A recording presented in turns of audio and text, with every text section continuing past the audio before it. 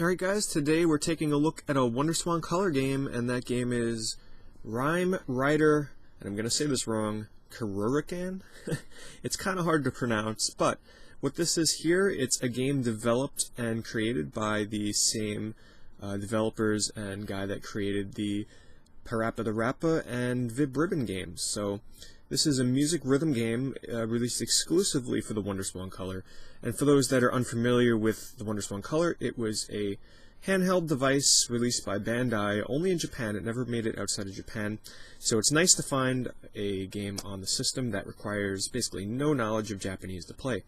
I wanted to show you the box on this though, because it's unlike most boxes for the system in that the way it folds out and what it includes. So as you can tell, this is a very cutesy, very colorful, very Japanese style game. You can see right on the back there, that's the character you play as. She wears a frog helmet, and apparently she's an astronaut or something like that. Anyway, so it opens up here, kind of folds out really long ways, and it lays out all the different enemies in the game. And if you open it up,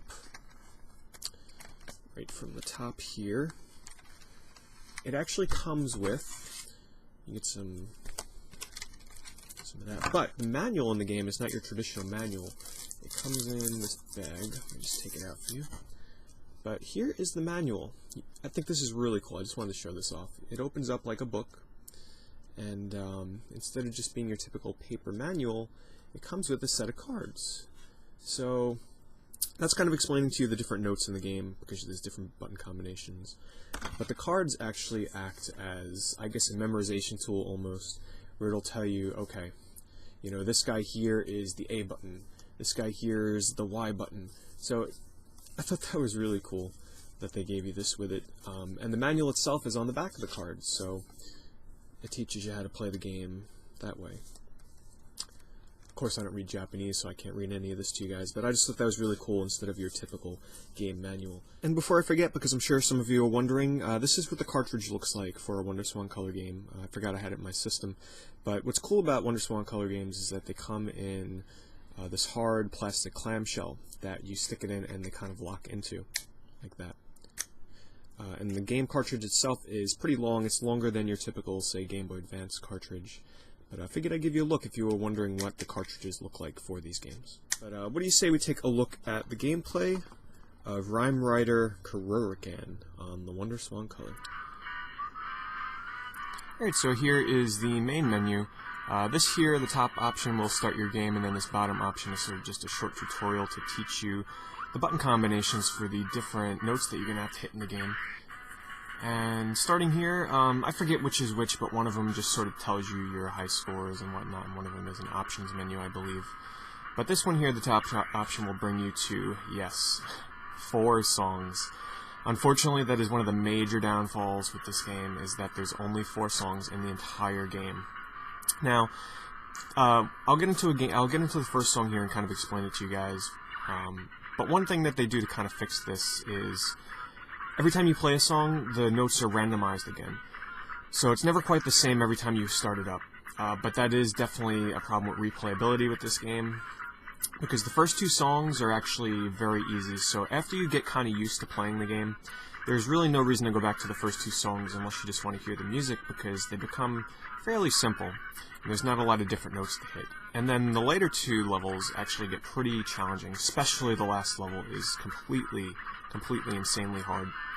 And the reason why it's so hard is that the button timing in this game is like split second. You can't be off by like a millisecond or else you will fail. So every one of the songs, you start at the left side of the screen and you're constantly moving towards the right.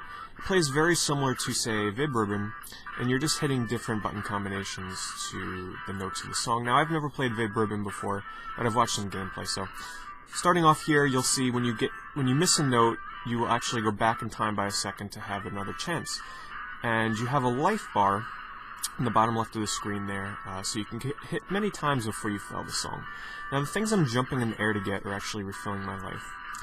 And there's different button combinations for the enemies in the game. So the triangle guys here, I hit the Y button. And the little blue guys that pop out of the ground, I hit the A button. So this first level is pretty simple, but as you can see, the timing is insanely tough. So it takes quite a bit of practice before you can get through these levels 100%. Now, as you can see, the first level here, this is really as complex as it gets. There's one other note where it'll have me hit the X button down here, but for the most part, this is as hard as it gets, which after a while gets kind of boring. So let me jump into the second level to show you guys that.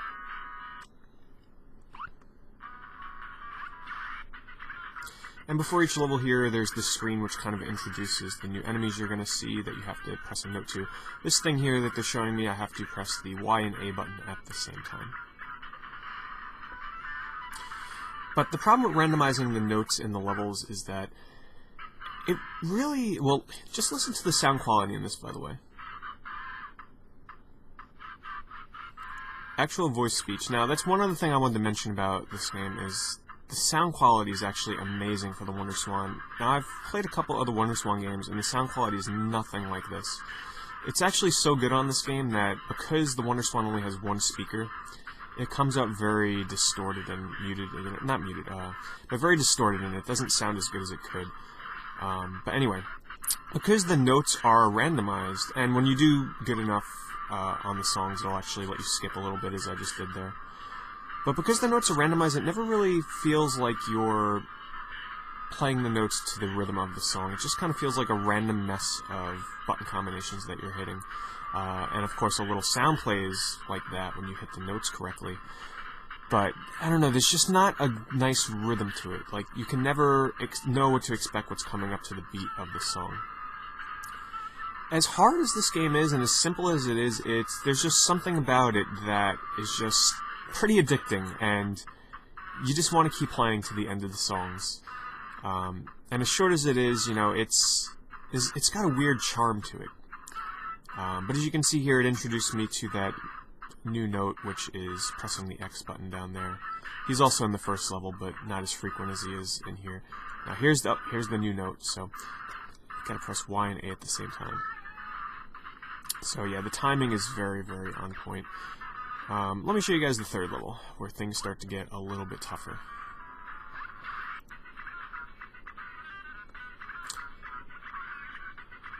It's going to introduce the shark in this one. The shark is absolutely the worst note in this game.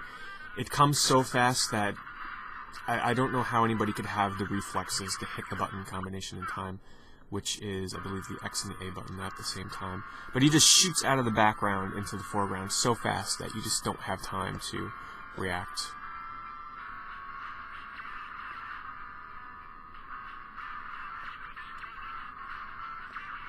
Maybe we'll see one of those guys here before I go on to the next song.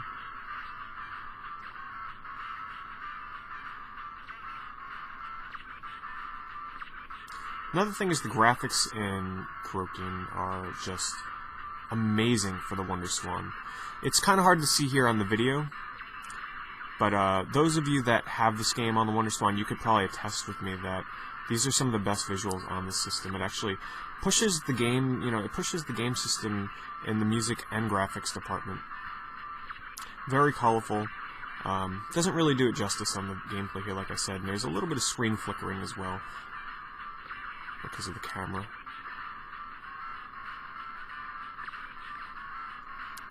But as you can see there, I just totally failed.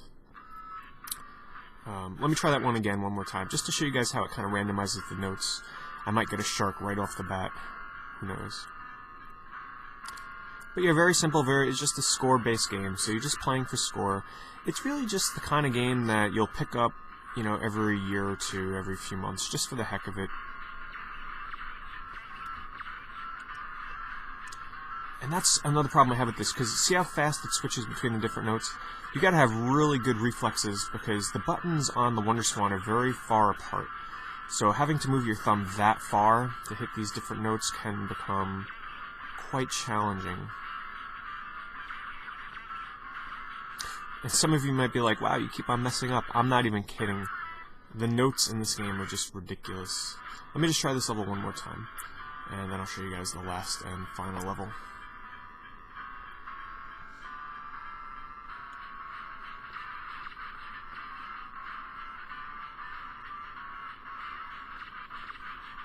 Oh, jeez. I'm not fast enough for that.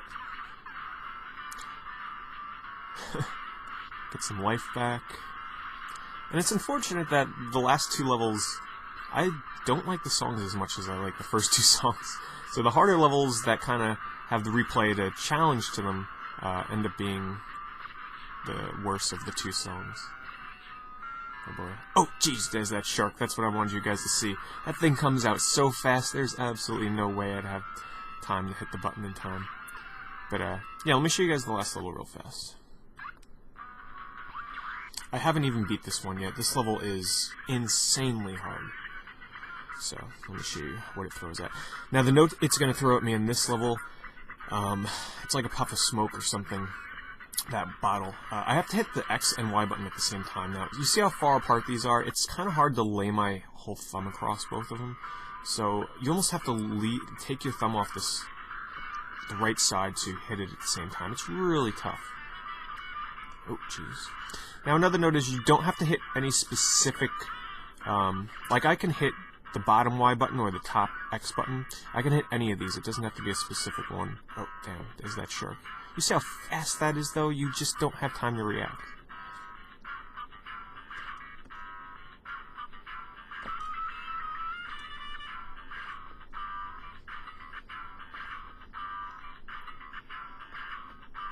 It's like I'm trying to hit that to the beat of the song, but it's just not possible. But anyway, guys, I figured I'd just show you this little wacky, crazy, very cute game on the Wonderswan Color. Definitely worth picking up if you have the system, because for those of you that don't know, the Wonderswan, you know, it doesn't really have too many English-friendly games, because a lot of the games on the system are very text-heavy, RPGs and all kinds of stuff like that. So it's nice to be able to find a game that you can play without any knowledge of Japanese.